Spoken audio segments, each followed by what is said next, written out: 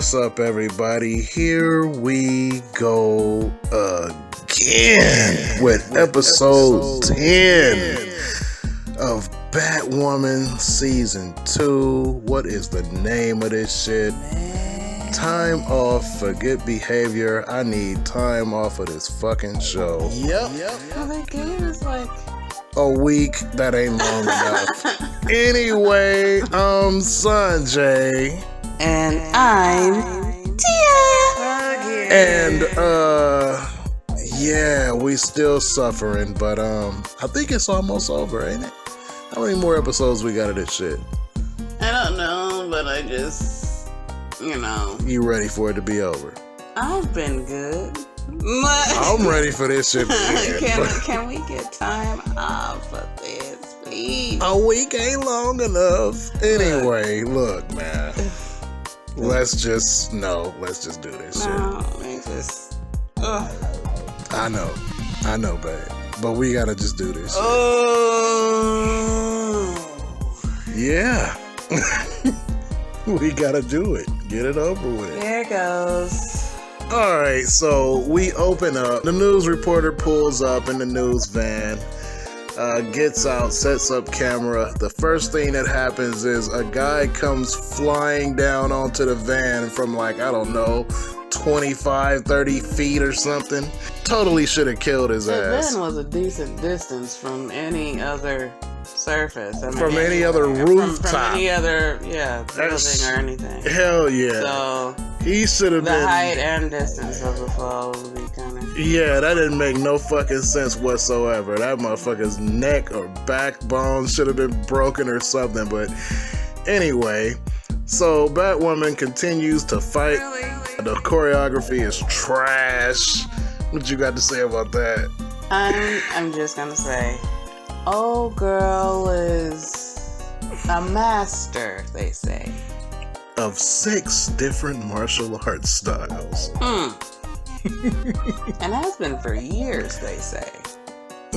According to this show, yes. No, also according to this show. The difference was seen in 2 months. I mean, because, within the span of 2 months, she seemingly learned how to defend herself properly in a fighting situation. But, even still, this display of fighting is totally trash.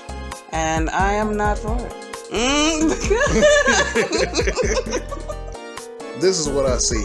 Their falling looks better executed than her fighting. You know what I'm saying? That bitch ass fight between her and Wolf Spider. That was some bullshit. He was doing all the work. He was doing the most, and I'm like, come on, master. Come on, master. But no, that was some limp dickness. Oh, and what a surprise. She tied somebody up when they tried to run away. Oh, but don't get too comfortable with that notion. I know, right? I mean, damn. It's the only fucking time you'll see that shit ever. So she runs up on this dude while he's on the ground, and she's screaming, I want a name. Who is Black Mask? And homeboy is he doesn't know who Black Mask is, and that's the reason they all wear masks. So they can keep each other's identity, a secret or whatever, right? Pay attention to that shit later on. Yeah, they wear them to stay anonymous, so no one knows who they are. Exactly. And I'm just thinking that was a very good tip for the woman who altered a mask for the opposite reason. Who you just talking saying. That woman. Oh yeah, exactly. Exactly. I get what you're saying. You talking about? She changed that shit so people would know that it's a black woman in there. Not saying that all criminals will be visually paired. You know what I'm saying? Yes, but it was just a dumbass thing to do. She did that for representation purposes, and the purpose for a mask that this guy so brilliantly pointed out is the reason, the reason why the false face people wear masks is so no one knows who the fuck you are. He actually brought up some good advice that she could take. She could totally take this good advice, but she won't. I mean, and that close up in the camera is very visually obvious. Jesus She Christ. still has no grease paint or anything to fill in the gaps between the mask and her eyes. She looks fucking ridiculous without the grease paint. She just, I don't know, maybe it would it be grease paint or whatever kind of paint it is. She needs even, black paint. Even some kind of prosthetic to kind of fill in those gaps and make her look a little more dangerous and menacing, intimidating, because in all honesty, her gruff voice to the camera is... Oh yeah, you hear me, Black Mask? I'm just saying... I'm coming for you. Hearing that voice and seeing that face and that mask is not... It don't match up. It's not intimidating. It's not. Not at all. Not at all. It's laughable, and it's really like cornballish. Shit, and I'm like... Laughable? You I'm really like, about that. What the fuck is going on? Like, you know, like... Let's put some grease paint up under her fucking eyes, y'all. Anyways. Alright, so we cut to Jacob sitting in his truck in the Crow's parking lot. And he's listening to the news, and they're bragging about how Batwoman is tearing shit up, and the Crows and the cops don't do shit. So Jacob is looking kind of salty about that. But then he looks in his mirror, and dun dun dun. Again, a member of the False Face Society is in his car and knocks him out, chloroforms him and knocks him the fuck out. Now, I just got one question to you motherfucking writers. Why is the Crow's security firm unable to have security in their damn parking lot? How many times have people been attacked in their own damn parking lot? I'm just saying, another couple of thoughts I had on that, babe. I mean, because for real, this guy was already in Jacob's car, apparently. What the fuck happened to car alarms and shit? What the fuck happened to locking your motherfucking doors? What the hell happened to a security firm with cameras in the building, or at least in the... You know, so we could know someone's... No surveillance cameras? No surveillance. No surveillance. Nothing. Oh, unless it's useful. Nobody's walking around patrolling the areas. No surveillance cameras. This is the second time that I know of, that I can remember, that Jacob has gotten knocked the fuck out in his own damn parking lot. The security... Hey, you guys, you're Gotham? Hey, Gotham. Your Crow's security... needs security. Because, no, no. They're in danger out here. It's in Gotham of all places. I mean, you guys are getting stabbed and... Oh my God, that's right, Julia got gutted in her car. Yeah. When Alice was in her car. Was in her fucking car. Damn. I mean, a wanted killer was just, wait a minute. Let's just go down the line right quick. Julia had Alice in her car that stabbed her in the gut. Jacob has gotten knocked the fuck out and drugged in his truck. And then a couple of episodes ago, or was it last episode, Sophie's sister. A fucking civilian, not a fighter, not a criminal or no shit like that. She ain't even a criminal. She was able to get in Sophie's car and surprise her and damn near got shot. Right? What the fuck is that? Put some cameras in the parking lot, man. Damn. Or position these characters in a way so that your shit doesn't look stupid. Cause y'all look real stupid right now. Intro.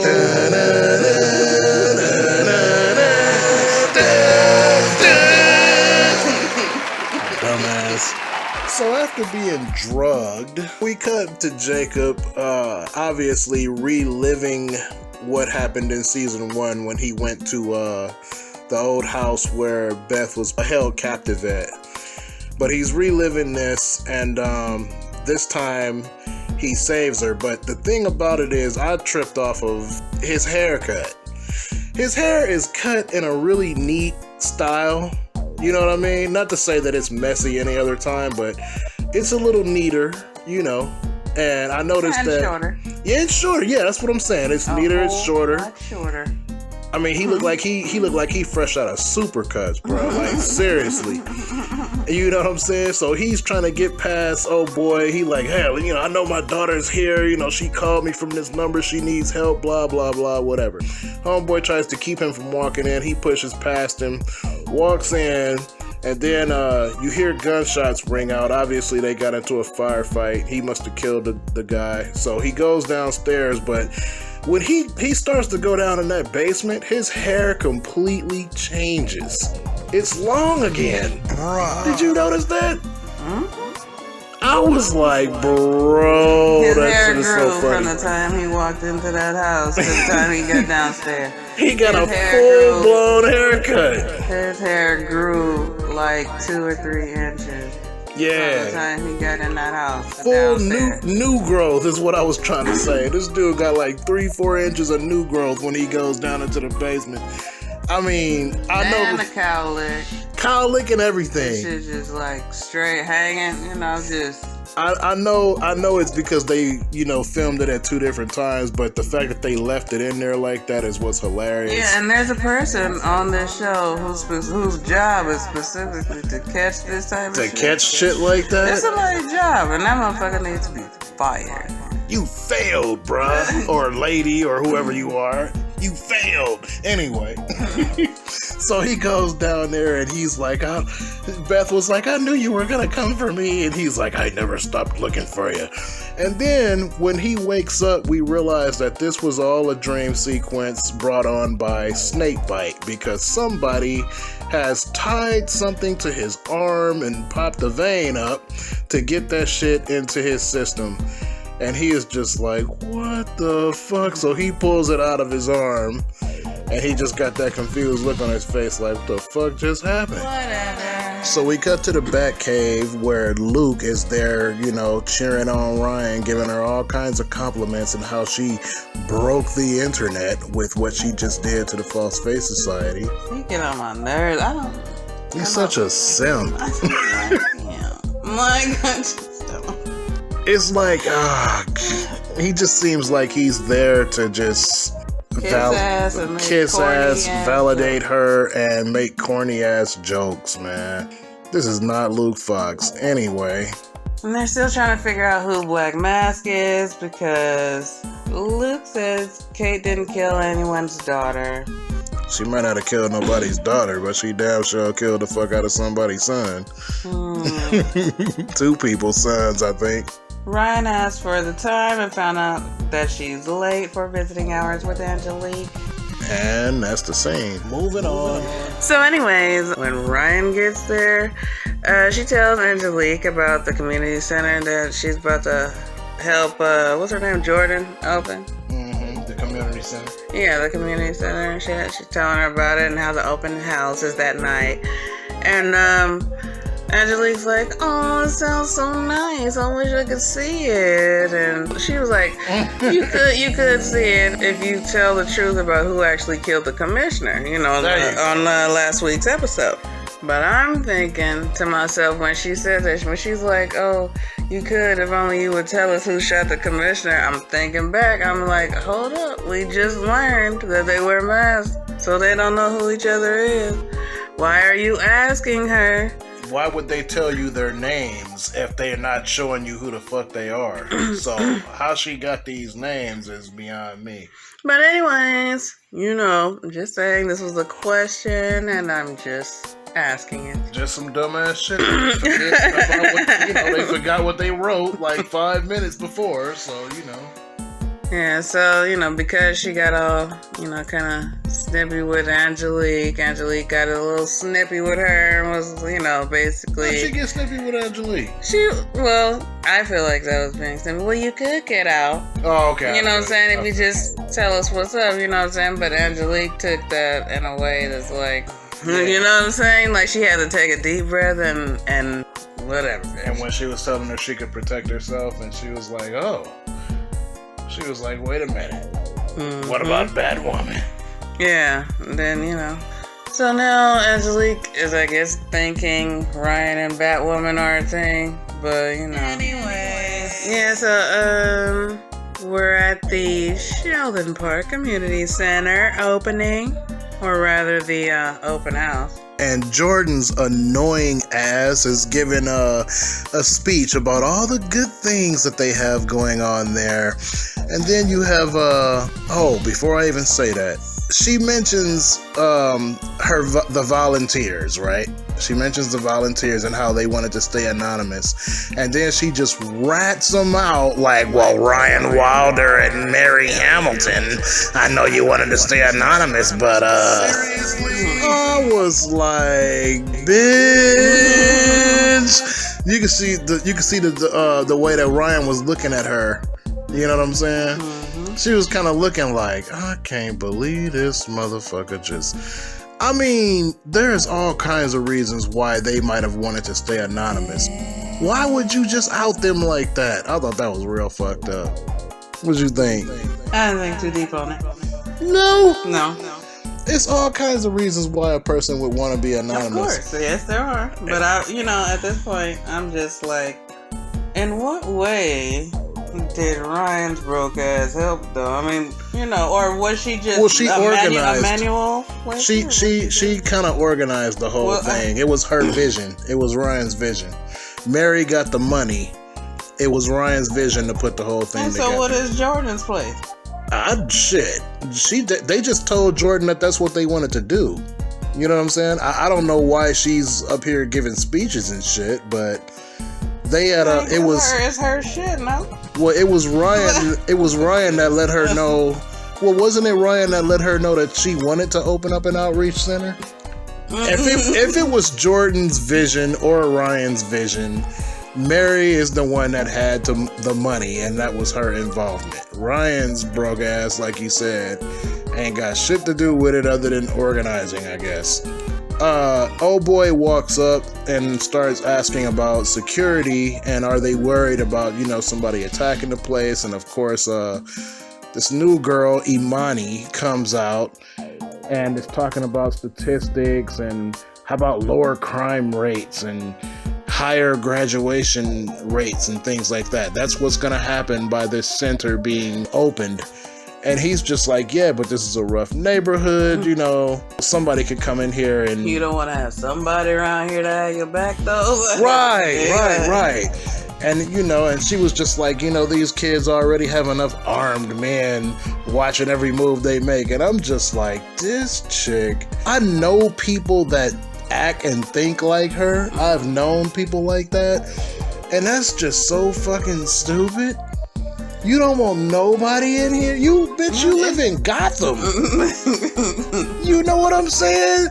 And kids are not off limits. These criminals don't give a fuck about kids, men, women, or children, whatever. They don't give a damn. You need somebody here. Everybody with a weapon is not out to hurt you.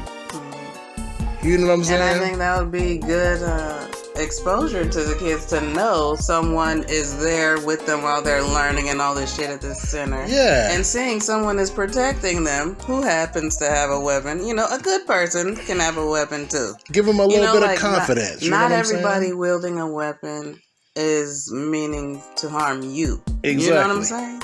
So I think that would be, just a subliminal message. But these motherfuckers just gotta be so literal and just whatever the fuck about this shit that they doing. So you know what I'm saying? Like, they're so blatant with their messaging on this show. You know what I mean? And the way they come up is real preachy and like...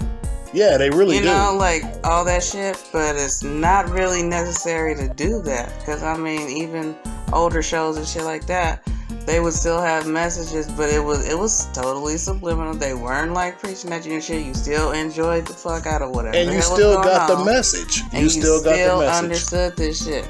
Yep. You still were very clear and understanding on this. Right now, I feel like this is being more divisive of them. You know what I'm saying? Like, the whole damn show's divisive. By backing this chick who was just like, nah, we don't need nobody with guns around here. You know what I'm saying? And I'm just like, they're used for protection, but they're also used to hurt. You know what I'm saying? True. talking about a weapon of any caliber. You know what I'm saying? So it depends on the person and how they use it. But these motherfuckers are just focusing on the tools themselves that can be used. And so they're full of shit. Anyway. Jordan introduces Ryan to Imani. Imani brings up something about Ryan teaching a martial arts class there. Ryan looks like she doesn't know anything about it. Jordan cuts in and is like, I might have not mentioned that to her, but, and she walks away to get a drink or some shit. Imani is saying that if Ryan doesn't teach the martial arts class, then she's gonna have to teach it, and her roundhouse kick is a disaster. Oh, I don't give a fuck.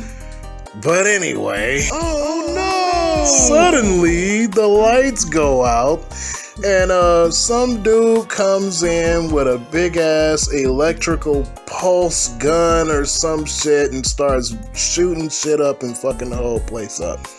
Now, what that guy said a few minutes ago would have actually came in handy. What I'm talking about there are armed guards. See what I mean? Somebody there to protect could have lit his bitch ass up. This would have been over. But no.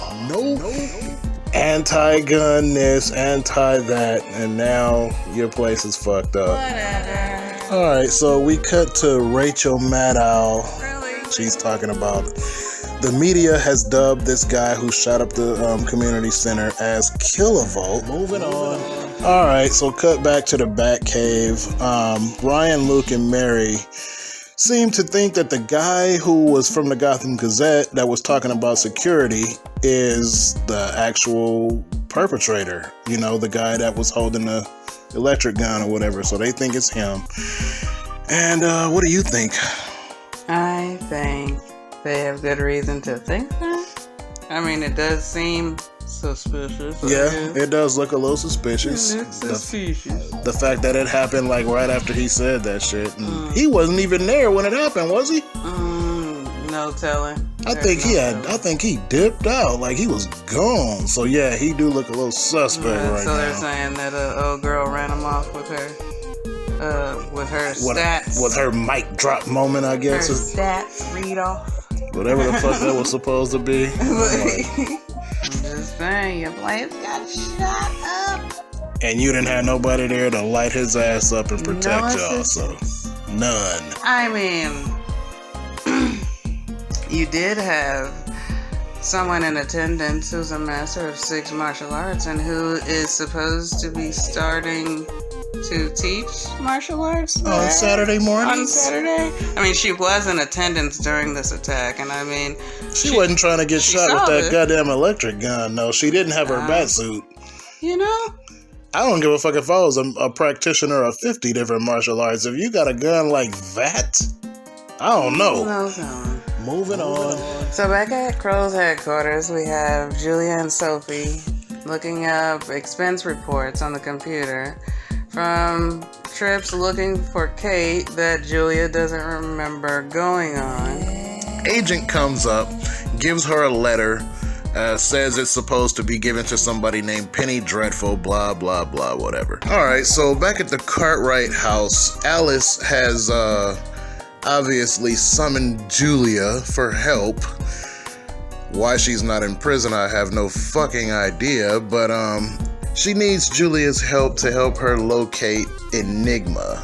And she said something about needing Enigma to help her erase memories that she don't want there no more, and I guess to get rid of Kate out of her mind so she can leave Gotham and have a clean slate or some shit. My only question is, why the fuck are you even free? No, you don't get to leave Gotham. You going to jail without collecting $200.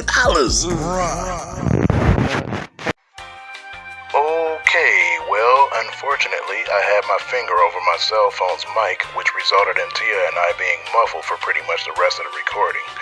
So basically what happens is, Alice asks for Julia's help in finding Enigma to help erase memories of Kate. This doesn't make any sense to me because we were told one episode ago that Alice could literally alter her own reality by way of her imagination. This explains why Alice was able to hold a long-dead cat but see it as alive and well. An imaginary version of Kate as a child told Alice that she was capable of imagining a world where Kate never existed, thus, Alice wouldn't have to go through the grieving process. Julia finds out that Dr. Evelyn Rhyme is actually Enigma. Shocker! We also find out how snakebite actually works. Basically, it taps into bad memories and gives the user the ability to change those memories. This makes no sense to me because it's made out of shrooms and Scarecrow's fear toxin. This should literally be the worst drug on Earth, but that's where they're going with it, so whatever. Apparently, community centers all over Gotham have been getting attacked to make sure kids keep falling through the cracks, so to speak. Because when kids fall through the cracks, they end up in prison.